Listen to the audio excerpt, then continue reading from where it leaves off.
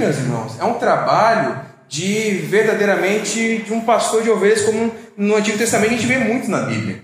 Esse cuidado frequente, essa mudança de rotinas, essa mudança de mentalidade. Temos trabalhado, meus irmãos, e até sido um pouquinho repetitivos em algumas questões, mas são importantes para o nosso crescimento pessoal, espiritual e como igreja. E nessa noite, meus irmãos, eu quero aqui quebrar uns preconceitos, alguns conceitos errados que não se enquadram na palavra de Deus. Quero quebrar aqui algum tipo de insegurança, algum tipo de reserva, de barreira, que é necessária para que a obra de Deus avance, meus irmãos, muito mais. Meus queridos, nós precisamos viver uma vida de acordo com a palavra de Deus. E a palavra de Deus, ela fala para nós como igreja.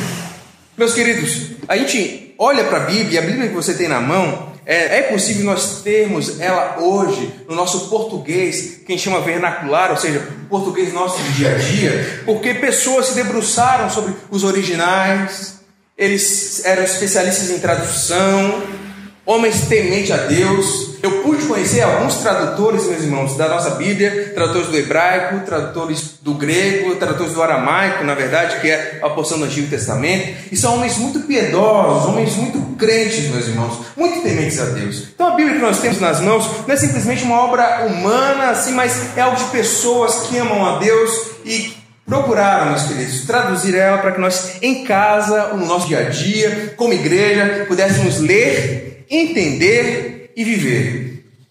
E todos nós, quando fazemos isso, seja você, seja o vizinho que é católico, seja o outro fulano lá que diz que conhece a Bíblia, todos nós, quando olhamos para a Bíblia, a história da Bíblia, e nós criamos conceitos, nós fazemos uma coisa que muito crente tem medo, ou muito crente é contra. A palavra é teologia. Teologia, meus irmãos, é esse estudo, essa busca de compreensão a respeito de Deus. Fazer teologia nada mais é do que conhecer a Deus, buscar conhecer a Deus. E como que eu e você conhecemos a Deus, meus irmãos? Através de uma árvore, através do sol? Sim, mas é muito limitado. Existe uma revelação de Deus, meus irmãos, que é suficiente para a nossa salvação, está aí na sua mão. Espero que cada um de nós tenha uma dessa, que é a palavra de Deus. E para nós entendermos, lermos, nós precisamos fazer teologia, sabia disso? Eu já vou chegar no fim, você vai entender, mas vai me acompanhando, em nome de Jesus. Vamos caminhando junto, vamos deixando o Espírito Santo falar o nosso coração, vamos deixar o Espírito Santo quebrar coisas, tirar coisas que não prestam aqui dentro de nós. E quando nós olhamos para isso, meus irmãos, existe algum tipo de teologia que nós fazemos. Bem rapidinho essa introdução aqui, mas é muito boa para a sua vida, para você crescer. É de teologia bíblica. O que é teologia bíblica? Teologia bíblica é quando eu olho para a Bíblia e através das doutrinas, aqui através da história, através da vida das pessoas que escreveram, que foram narradas, essa teologia bíblica mostra a revelação de Deus. Olha essa palavra, progressiva na história. Nós entendemos que o plano de Deus, o plano de salvação, o mistério de Deus, ele foi sendo revelado, meus irmãos, progressivamente na história. O que é progressivo, Rodrigo? Foi devagarzinho sendo aberto. Igual quando você recebe uma caixa, um presente. Quem já recebeu um presente aqui? Todos, em nome de Jesus. Em nome de Jesus. Se você não recebeu, que Deus toque o coração de alguém para te presentear nessa semana. É uma experiência muito gostosa, muito boa. Você vai e você vê o embrulho. Mas o embrulho não é presente. O embrulho é presente, momento? Não.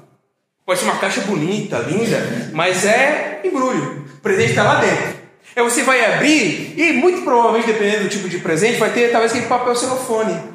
Aí você vai ter que tirar o papel, ou aquele papel de cetim, acho que o nome é esse. Aí você vai ter que tirar o papel e talvez vai ter uma caixa, uma outra caixa da embalagem do produto que você talvez ganhou. É que você tem que abrir a caixa e aí você vai encontrar o produto, mas o produto é um frasco. Porque o presente, dependendo do tipo de presente, o frasco ainda. E mais, se for um perfume, por exemplo, ele dentro do frasco não adianta nada. Ele tem que ser o quê? Borrifado. Isso, meus irmãos, é revelação progressiva. Amém? Amém. E assim Deus fez com o homem, meus irmãos. Hoje nós temos acesso à escrita, nós temos a tecnologia, mas imagine isso lá na época de Abraão. A dificuldade, meus queridos. Se no Brasil nós temos um número de analfabetos enorme, imagina a época de Abraão, meus irmãos, pouquíssimos, olha, que a escrita nem havia na época, de acordo com alguns historiadores. Mas Deus foi se revelando progressivamente ao homem. E a teologia bíblica estuda isso, olha para a Bíblia e vê ela como um todo. Tanto que, eu já comentei com os irmãos, muitos não chamam de Antigo Testamento, mas chamam de Primeiro Testamento. Porque primeiro é o primeiro, e depois vem o Segundo Testamento.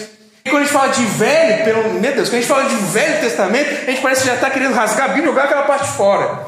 Mas, meus irmãos, são nomenclaturas, e a gente tem que entender que a Bíblia é um todo. Amém?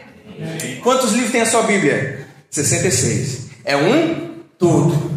Então a teologia bíblica vai falar isso. E nós temos também, meus irmãos, a teologia sistemática. A gente estuda isso muito na teologia. A gente tem aqui na sede, tem alguns núcleos em Tubarão. O que é? É a sistematização, ou seja, a organização de doutrinas, de visões, de entendimentos. Então por isso que dentro da teologia sistemática nós vamos ter questões agrupadas em um tópico específico. Por exemplo, os nomes são estranhos, mas não importa com o nome, importa com a explicação dele. Pneumatologia é a doutrina ou é o estudo a respeito do Espírito Santo. Por que nós somos uma igreja Assembleia de Deus? Por que a gente diz que a gente é pentecostal? Você já ouviu o pregador falando, nós somos uma igreja pentecostal? Às vezes a gente não entende. É porque tem outras igrejas que se dizem históricas, tradicionais, e eles têm uma pneumatologia diferente, ou seja, eles têm uma visão do Espírito Santo diferente da nossa.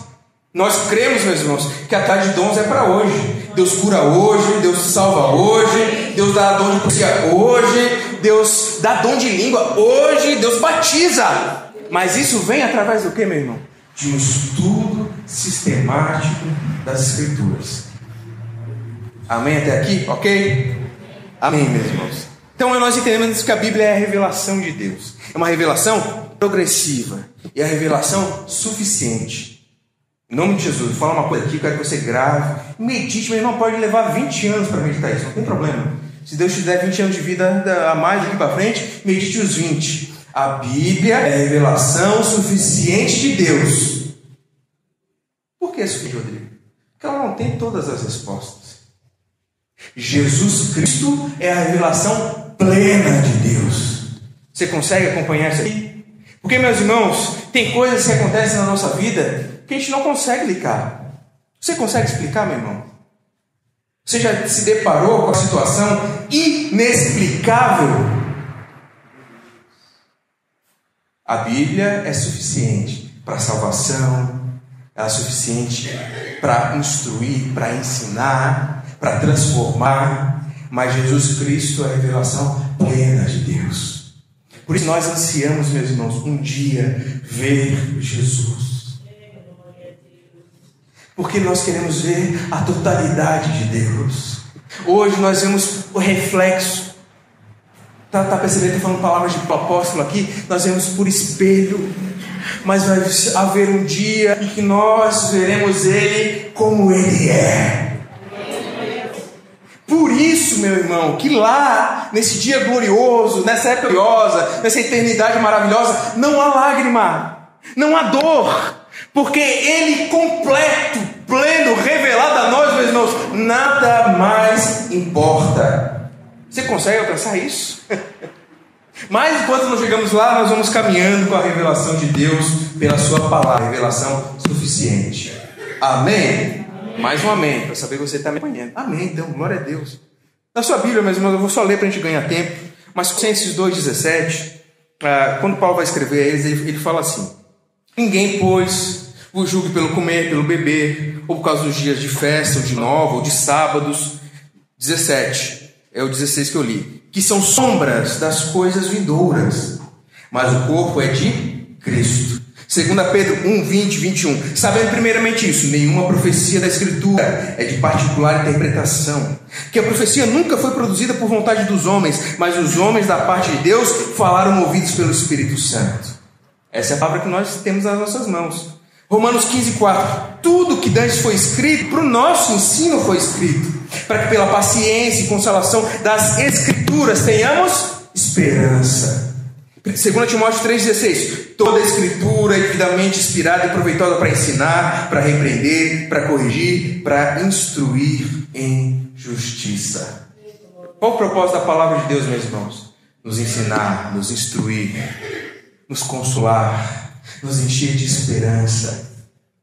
É por isso que nós olhamos para ela e extraímos para as nossas vidas.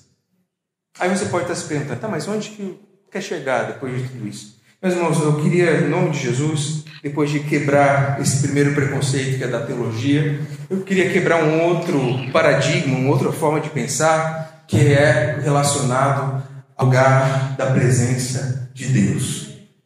Êxodo 26, que eu li com você agora há pouco, a partir do versículo nós lemos, 31 a seguir, nós vemos que Deus está dando as instruções para Moisés da construção do tabernáculo.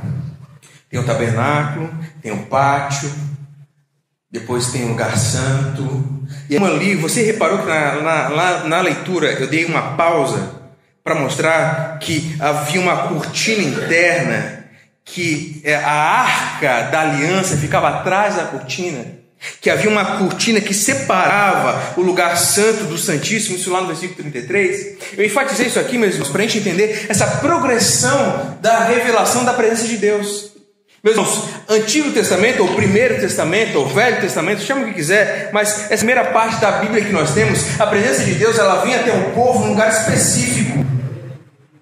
Deus mesmo falou com Moisés: Moisés, é aqui neste lugar, no lugar santíssimo, é aqui na arca, aqui no propiciatório, é aqui que eu vou dar as ordens a você, para você guiar o povo.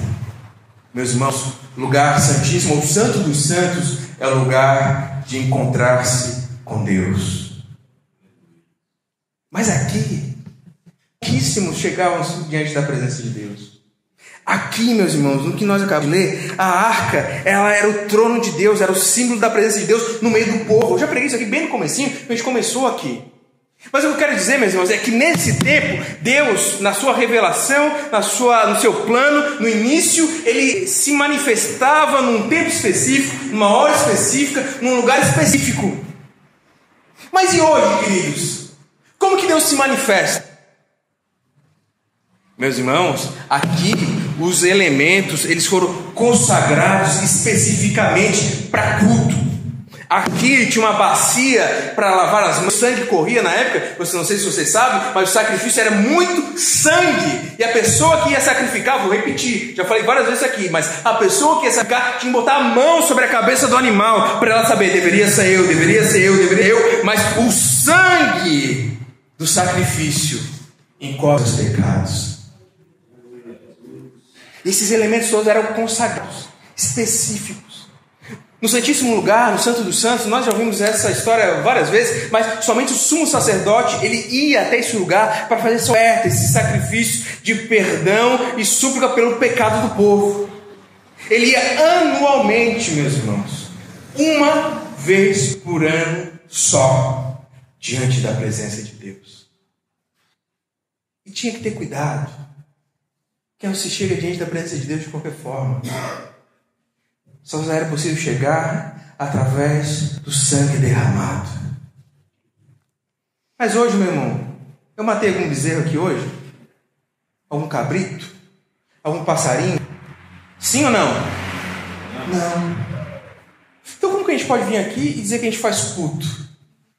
Como que a gente pode se reunir e dizer que está adorando, que Deus está aqui? Meus queridos, glórias a Deus que isso aqui Deus estava apontando coisas futuras. Na sua Bíblia, em Hebreus 9, é muito interessante que nós conseguimos ver Hebreus 9, 1, 5. Se você quiser abrir, quiser acompanhar, nós vemos o autor dos Hebreus escrevendo: ora, o primeiro pacto, o primeiro testamento, tinha ordenança de serviço sagrado, um santuário terrestre. Pois foi preparado uma tenda, a primeira, na qual estava o candeeiro, a mesa, os pães da proposição, e se chamava o santo lugar. Mas depois, versículo 3, no segundo véu estava a tenda, que se chama o santo dos santos, que tinha um censário de ouro, a arca do pacto, toda coberta de ouro em redor, no qual estava o vaso de ouro, continha o maná, e a vara de tinha brotado, e as tábuas do pacto, as tábuas da lei. E sobre a arca os querubins da glória, que cobriam o propiciatório, dos quais coisas não falaremos particularmente agora. Hebreus 9, 1, 5. Ele mostra, olha, antigamente era assim. Mas e agora, meus irmãos? Como que funciona? Hebreus 10, 19. Tendo, pois, irmãos, intrepidez.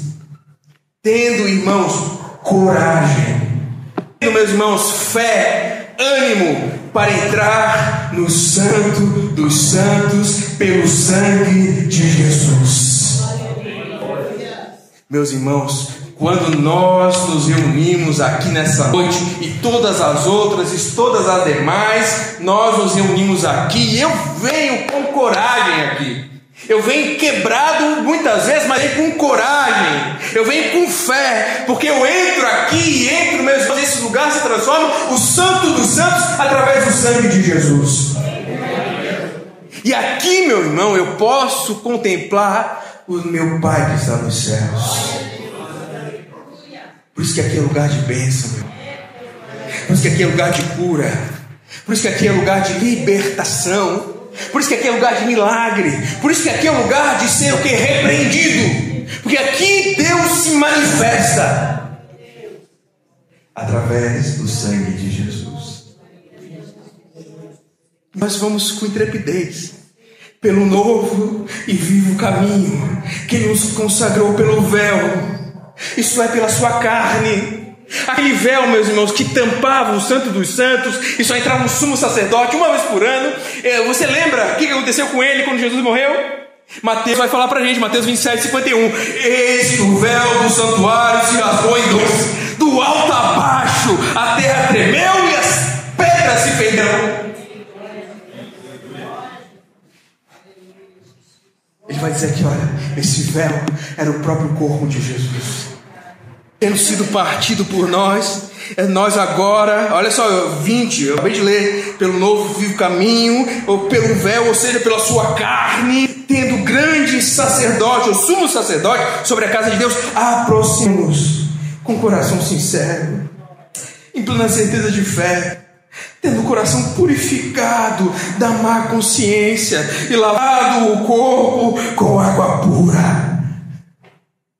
Firme a confissão da esperança, sem vacilar, pois quem fez a promessa é fiel. Deixa eu aplicar isso aqui para as nossas vidas. Meus irmãos, não existe mais lugar santo. Não existe mais lugar físico, terreno, material, construído por mãos humanas, santíssimo. Porque o véu se rasgou de cima a baixo, as pedras se fenderam, a terra tremeu. Porque agora a glória de Deus, ela é revelada, manifestada por toda a terra. Meu irmão, esse lugar aqui, é bom que a gente não tem púlpito ainda, porque quando a gente tiver, a gente já aprendeu juntos a respeito disso. Mas se tivesse uma pequena elevação para facilitar a visualização, meus irmãos, é pedagógico, é material, é ferramentoso, mas não há lugar santo. Não tem como santo, meu irmão. Não tem, essa madeira não é santa, esse microfone não é santo. Eu sou santo, você é santo. Eu aprendi com um homem que morreu do testemunho Estevão. Ele disse, olha, meus irmãos, Deus não habita em templos construídos por mãos humanas. Aleluia. Ele habita onde, meu irmão? Em você, em mim. Ele habita em nós. Aleluia. É por isso que eu não tenho medo de lugar que não seja santificado. Meu irmão, você não tem medo de lidar com aquele que não foi santificado. Você pode chegar no bêbado e pode abraçar. O único incômodo vai ser o mau cheiro. Mas você não vai ser amaldiçoado, meu irmão. Você não vai ser manchado. Você pode manchar a roupa exterior se ele estiver sujo, mas o seu coração vai se manter puro. Você pode falar com um mentiroso, você não vai se tornar mentiroso, mas você vai fazer ele falar a verdade. Você pode ir lá no adúltero, na adúltera, naquela que vive na prostituição, naquela vida promíscua, perdida, louca. Você pode chegar até lá porque você não é contaminado, você é agente de purificação nessa terra. Esse é o papel da igreja, meus irmãos. Esse lugar aqui, ele se torna santo quando eu e você chegamos aqui. Aleluia. Que é um lugar onde Deus se manifesta. A presença de Deus se torna real. Meus irmãos, Deus é onipresente, não é em todos os lugares, mas aqui Ele está. Ele não está como Ele está ali na rua, meu. Ele está aqui. Porque aqui a família de Deus se reúne. Aqui aqueles que foram lavados e remidos no sangue de Jesus, que juntos, em uma só voz, clamam: Maranata, ora vem Senhor Jesus. Aqui é que nós somos purificados, lavados pela palavra. E a Bíblia nos fala, meus irmãos, que hoje todos nós somos reino de sacerdotes. Meus queridos, não é porque eu sou presbítero, não é porque tem pastor, meu irmão, são funções eclesiásticas, querido. Todos nós somos sacerdotes da casa de Deus. Você não dá um amém por isso? Você é sacerdote de Deus lá na sua casa, meu irmão. A gente pode ir lá orar pela sua casa, a gente pode ir lá, mas você é sacerdote, você é agente de transformação. Porque você é lavado e remido no sangue de Jesus. Eu estou falando que o autor aos Hebreus, aqui no capítulo 10, ele continua a falar. Depois a gente dá firme essa profissão, porque quem fez a promessa é fiel. Olha lá o 24, 10, 24 de Hebreus. Consideremos também uns aos outros. Porque, meus irmãos, o sacerdote que vinha aqui no Santíssimo Lugar, no Santo dos Santos, ele ia para fazer o quê, meu irmão? Culto. Culto, meu irmão. E o que era o culto aqui? Os irmãos estão acompanhando o que eu falei? Primeiro Testamento, progressivo. Agora estou falando da realidade para nós. Isso aqui são imagens que é culto para nós hoje. Amém. Quando ele entrava lá, ele ia para fazer o que, meus irmãos? Interceder pelo povo. Ele ia lá fazer sacrifícios pelo povo. Meus irmãos, culto não é para a gente vir aqui e ficar igual um passarinho no ninho com a boquinha aberta esperando a mãe vir, não, meu irmão. Isso não é culto. Isso não é culto. Culto é serviço. Eu até brinquei com os irmãos domingo aqui. Em inglês, a gente não tem culto em inglês, é service, que é serviço. Em inglês parece que faz mais sentido, né? A gente não sabe o que é culto. O que é culto? É cantar hino? É culto é ouvir alguém falando com o microfone na mão lá? Não, meu irmão. Culto é servir uns aos outros. Está aqui. Vamos considerar também uns aos outros.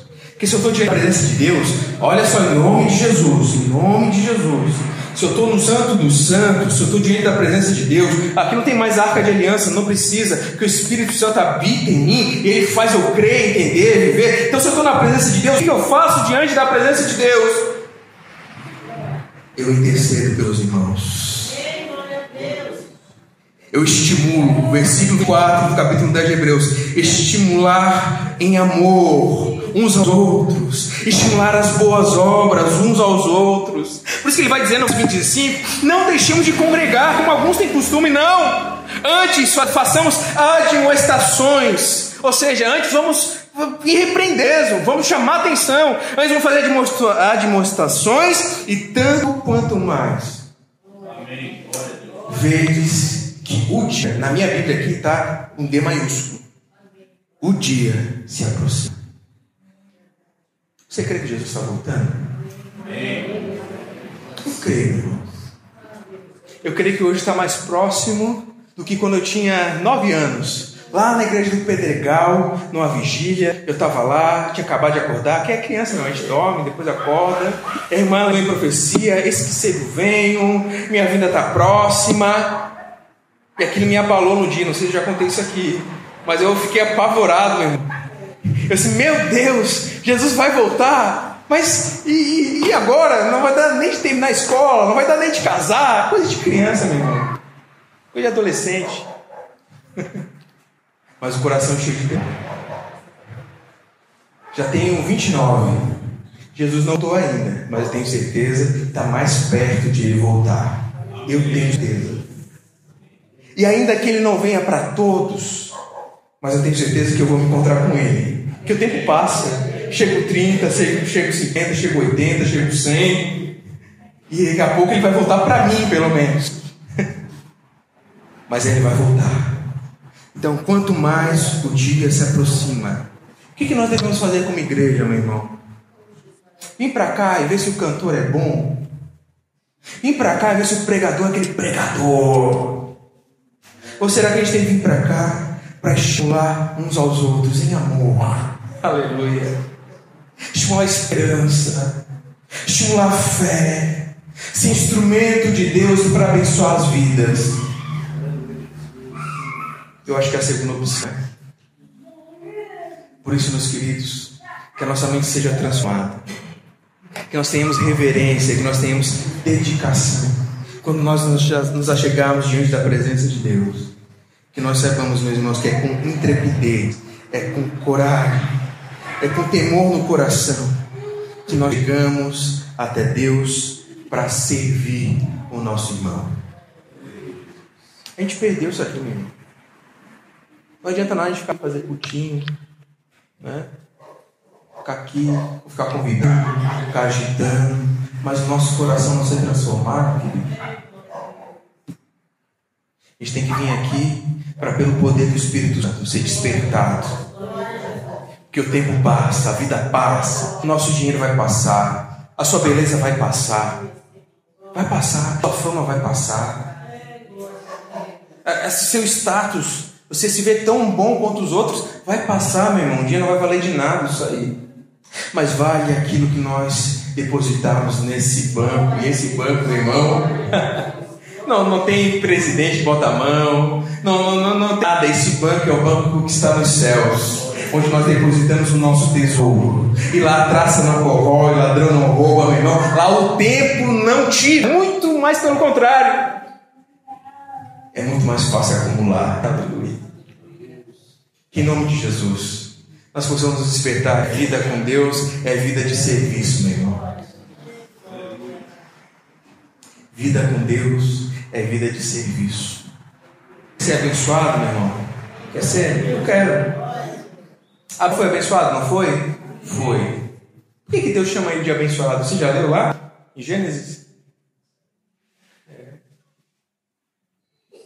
Porque ele ia abençoar todas as famílias da terra. A gente quer ser abençoado, meu irmão, mas a gente quer ser o quê? Para nós. Não é abençoado, isso é egoísta, isso aí todo mundo do mundo aí faz. Isso aí até um ladrão faz, meu irmão. Ele corre atrás para ter para ele. Mas nós somos chamados a abençoar as pessoas. Deus não tem te dado coisas, meu irmão. Deus não tem te dado dons. Deus não tem te dado oportunidade. Tem. E se você não percebeu ainda, aqui você tem lugar. Aqui você tem lugar, espaço para servir, para doar, para ser instrumento de Deus nessa terra. Em nome de Jesus. Porque você, sim, é santo. Ah, mas eu peco, meu irmão. Mas eu peco menos hoje do que eu pecava antes. Você pode dizer isso hoje? Desafio, hein? Mas é o que a Bíblia ensina. A luz do justo vai raiando, raiando, raiando, até esse dia perfeito. Nós vamos chegar nesse dia. Mas enquanto não chegamos, esforcemos-nos. Vamos incentivar uns aos outros. Vamos estimular ao amor e às boas obras. E não vamos deixar de nos congregar como alguns fazem por aí, não. Mas vamos juntos animar uns aos outros. Quanto mais sabemos que o dia se aproxima. Amém? Vamos orar então? Vamos ficar de pé?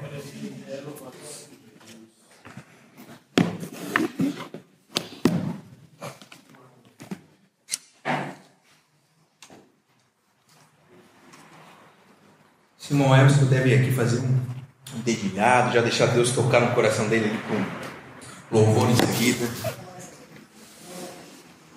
Mas eu quero, meus irmãos, em nome de Jesus, que nós possamos nos sentir chamados para isso. Eu estava aqui na sexta passada orando. Isso aconteceu comigo lá no Caruru também. Uma oração que eu agradeci a Deus. E parece que eu não tinha palavras. Eu falei, meu Deus, não tenho palavras, mas o que eu vou dizer para o Senhor? O que eu vou pedir, meu irmão? Eu não ousei nem pedir. Eu disse, meu Deus, o que eu pedi para ti? Se eu já tenho muito mais do que eu jamais mereci. Estou falando no meu coração. Meus irmãos, nós precisamos mudar as nossas vidas. Nós vamos fazer aqui uma convocação a todos. Eu sou devagarzinho, meu irmão, vou devagar, para que ninguém se assuste. Mas nós vamos mudar a nossa cultura aqui, o nosso modo de ser igreja. Mas eu preciso que você abra o seu coração para o Espírito Santo. Em nome de Jesus. Você que tem ouvidos, ouça o que o Espírito Santo nos diz nessa noite. Deus nos chama para servir, meu irmão. Deus nos chama para ser bênção na vida de alguém. Tem uma pessoa esperando por você. Você, meu irmão. Tem várias esperando por mim, mas tem várias por você. Para você trazer uma palavra de direção. Para você trazer uma bênção. Para você ser usado para curar, meu querido. Meu irmão, não é só para cura não. Porque quem cura é Jesus. Então pode ser qualquer um que crê em Cristo Jesus. Você crê em Jesus? Eu creio. Então quando eu oro, Deus pode curar. Se seu filho, seu parente tiver alguma coisa lá, pode orar, meu irmão. Em nome de Jesus, Deus faz a obra. A porta se fechou, meu irmão. A coisa apertou, está difícil em casa.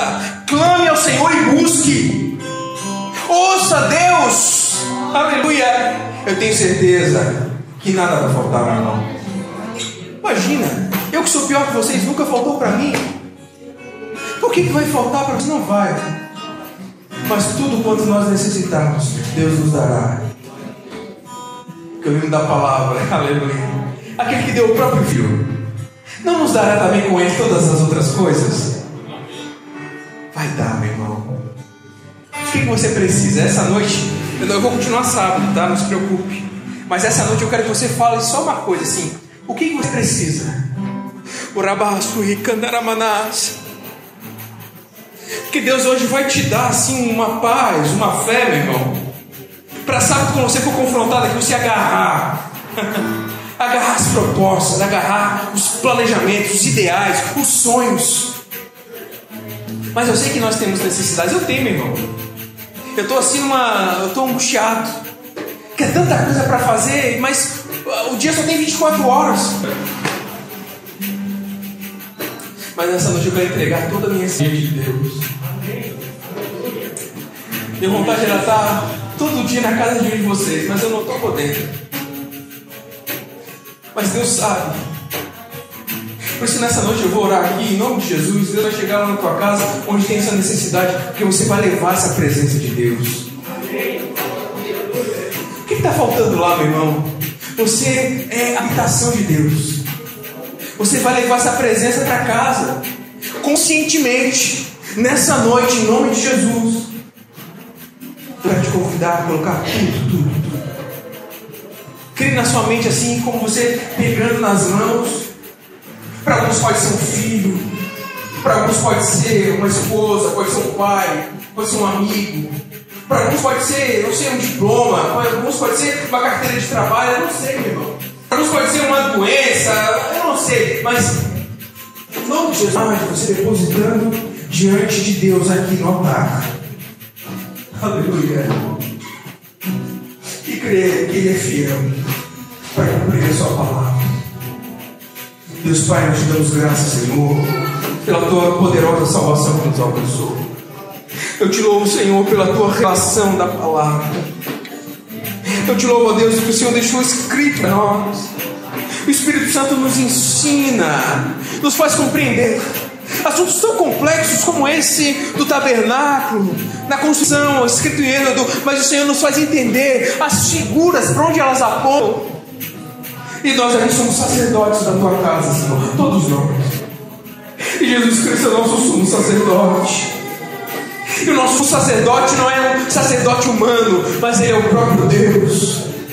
Eu lembro do autor aos Hebreus dizendo que Ele conhece as nossas aflições. Nós temos um sacerdote que foi provado em tudo que nós também somos provados. Eu me alegro, Senhor, saber que a Deus onde estás. Quando nós somos traídos, o Senhor entende. O Senhor também foi traído. Quando nós sentimos fraqueza, quando nós sentimos o temor, o Senhor entende. Que uma noite o Senhor estava tão cansado que deitou até a parte reclusa do barco para descansar.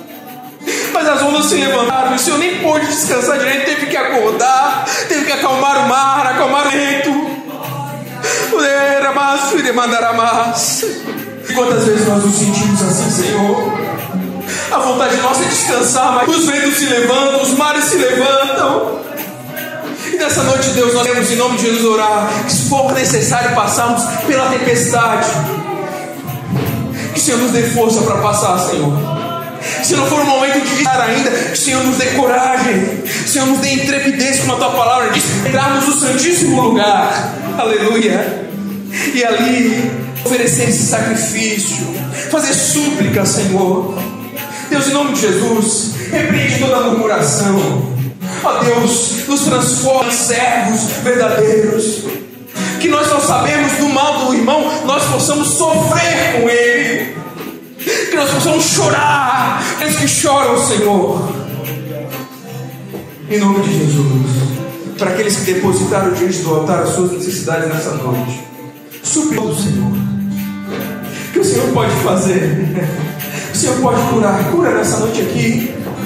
O Senhor sabe quem precisa, cura, Deus, traz alegria para esse coração triste.